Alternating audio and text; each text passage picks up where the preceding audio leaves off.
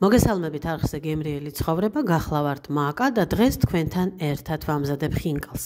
საკმაოდ ულამაზოს, თუმცა საოჯახოს და უგემრიელს. მოდით ერთად შევუდგეთ საქმეს და დავიწყოთ ხორცის მომზადებით. როგორც წესი, მე ვამზადებ ძროხისა და ღორის ნარევით, სადაც 9 წილი არის ძროხის, ხოლო 1 წილი არის ღორის ცხიმიანი ხორცი. 1 კილოგრამზე ვამატებ 4 თავ ხახვს და 4 კბილ ნიორს. მე დღეს მოვამზადებ 9 კილო ფარშით, უпростоრად 450-ია, შესაბამისად 2 ხახვი, 2 ნიორი, 1 ჩაის კოვზი შავი პიმპილი და ჩაის კოვს 9 მარილი დავაყარე. ახლა ამ ყველაფერს უნდა დავუმატო ჩვეულებრივი ცივი წყალი. 450 გრამ ხორცზე ვამატებ 250 მილილიტრ ცივ ჩვეულებრივ ონკანის წყალს. კარგად გადავურებ ამ კარგად გატარებულ ხორცს და გატარებულ ხახვს და ნიორს. ჯერჯერობით ესეთი წყალი დგას, თუმცა 10-15 წუთში წყალს შეიწოვს და შეიძლება დასამატებელიც კი გახდეს. ამ ეტაპზე მაქვს ჩასხმული 250, კიდევ დავამატებ 50-ს. ახლა კი მივხედოთ ცომს. 9 კილო ცომით ჩავყარე ჯამში, დავამატე 1 ჩაის კოვზი მარილი, კარგად გადავურია, რომ მარილი განაწილებულიყო და ვამატებ 250 მილილიტრ ცივ წყალს. ყველაფერს კარგად გადავურებ და რა თქმა უნდა, თხელი თუ გამოვიდა, დავამატებ ფქვილს. ამ შემთხვევაში დასამატებელი გახდა ნამდვილად, ზუსტ პროპორციებს ვერავინ ვერ გეტყვით, იმიტომ რომ თქვენ ფქვილი სხვა გაქვთ, მე სხვა მაქვს, ამიტომ ვიღებ 50, უпростоრად 250 მილილიტრ წყალს 9 კილო ფქვილზე და შემდგომ ვამატებ ხოლმე ფქვილს. როგორც ხედავთ, უკვე ჩავამატე 2 მენზურა. ეს დაახლოებით 100 გრამია. გადავურიე, გასქელდა, დამძიმდა, თუმცა ჯერ კიდევ წებოვანია და კარგად მოფქვილიანებულ მაგიდის ზედაპირზე, რომელსაც როგორც ყოველთვის სპირტიანი ხელსახოცით ვწმენთ, თუ კი მის ზედაპირზეა ესე ვამუშავებ ცომს, იქნება ეს ხინკლის თუ ნამცხვრის თუ რისიც არ უნდა იყოს და ვიწყებ აი ამ ფქვილში ცომის ზელას. ამ ცომს სჭირდება ღონე, არ უნდა ნაზად მოფერება ფრთხილად, პირიქით, რაც უფრო ღონივრად და უხეშად მივზელთ, მით უკეთესია, იმიტომ რომ კარგად გაიხსნას შიგნით, ესე ვთქვათ, ბოჭკო ქვია თუ არ ვწდები, აი მას, რაც წყალში იხსნება და მაგრდება და წებოვნება გამოდის. დავასვენე ცომი და ნახეთ როგორი გამოვიდა. თიც რო ვანჭერ, უკან აღარ ბრუნდება. მოძრაობს, მაგრამ უკან არ ბრუნდება, ნათითური ეტყობა. კარგად არის დასვენებული, კარგად არის მოზელილი. ახლა ისევ მოფქვილიანებულ ზედაპირზე საფრთხელებლით, რომელსაც 10 აწერია და ვერაფრით ვერ მოვაშალე, ეს ფასია, რატომ მიაწერეს მარკერით არ ვიცი. რითიც არ ვეცადია ესეთი 10-იანი აზად გამოჭიმული. ვაბრტყელებ და ვაბრტყელებ დაახლოებით 1 სანტიმეტრის სისქეზე. ნახეთ როგორ მეწინააღმდეგება ცომი. შუიდან, ცენტრიდან, ნაპირებისკენ გამყავს. ის კი უკან ბრუნდება. ახლა უკვე შემიძლია, რომ ესე მრგვალებად ჭიქით ან სპეციალური ფორმით შემოვჭრა. აქვე ვიტყვი, რომ 450 გრამი ფარშით, რომელსაც საბოლოოდ 300 მილილიტრი ცივი წყალი დავამატე და 9 კილოთი პლუს მინუს 150-200 გრამი ფქვილით გამომივიდა 30 საშუალო ხინკალი.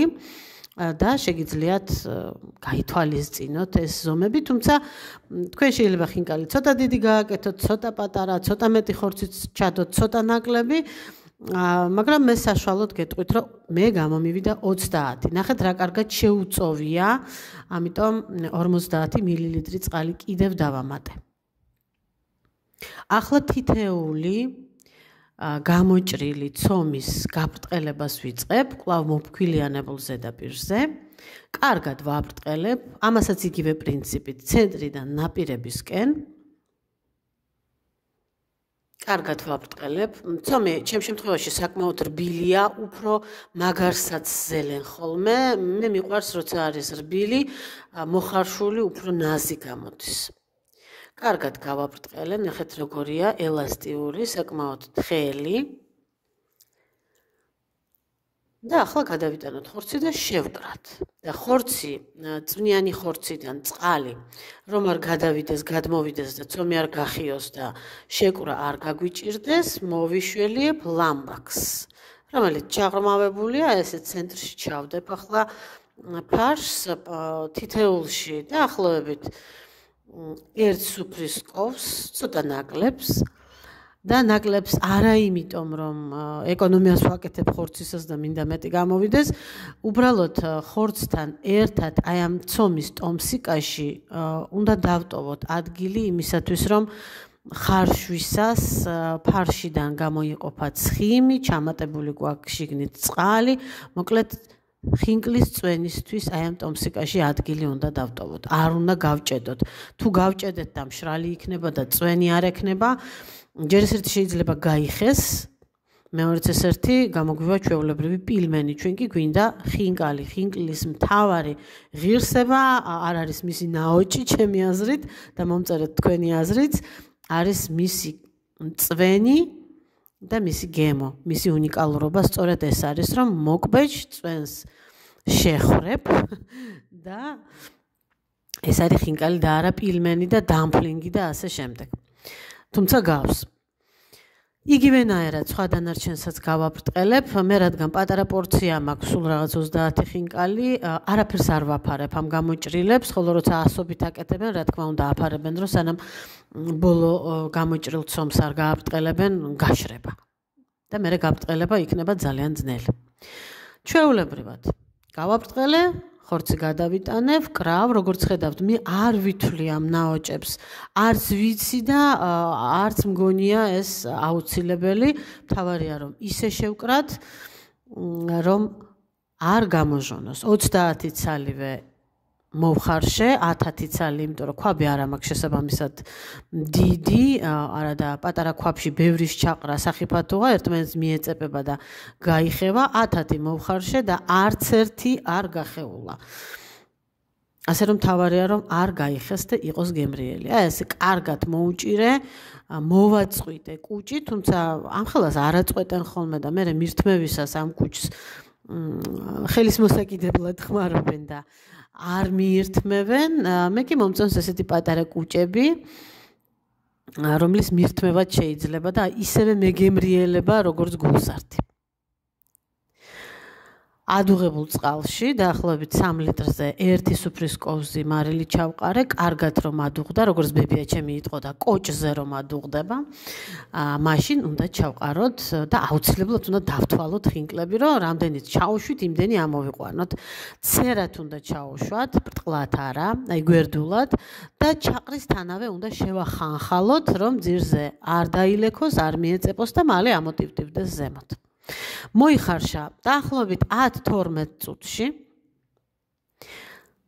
აუცილებლად შეატყობთ მას ფერზე მზაობას, გადმოვიტანე ლანგარზე და იზღა დაგვრჩენია, მივირთვათ და ვისიამოვნოთ.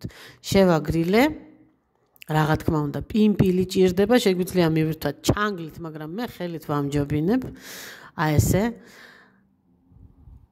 უკვე შეგრილდა ისე რომ ხელი მოეკიდება. დავაყაროთ პიმპილი აუცილებლად, მე გამიგია რომ ძმრითაც მიირთმევენ და უბრალოდ გამიგია არასდროს მისინჯია და მივირთვათ გემრიელად. შავი პიმპილის ნაცვლად თვითონ გულსართში, ფარშში ამატებენ დაბქულ წითელ წიწაკასაც. მე ყოველთვის შავ პიმპილს ვამატებ შიგნითაც და ზემოდანაც ყრის შავს. შეგვიძლია რა თქმა უნდა, ქალაქურს რომ ეძახიან, მოვამზადოთ მწვანილით, ქინძი ოხრახუშის ნაერთით, წვრილად დაჭრილით, რითიც გვინდა, მოკლედ, რაც ჩვენ გულსა და სულს გაუხარდება. ზოგი ძირას ამატებს, ზოგი იმას, ზოგი ამას. ჩემი ვარიანტი ასეთია.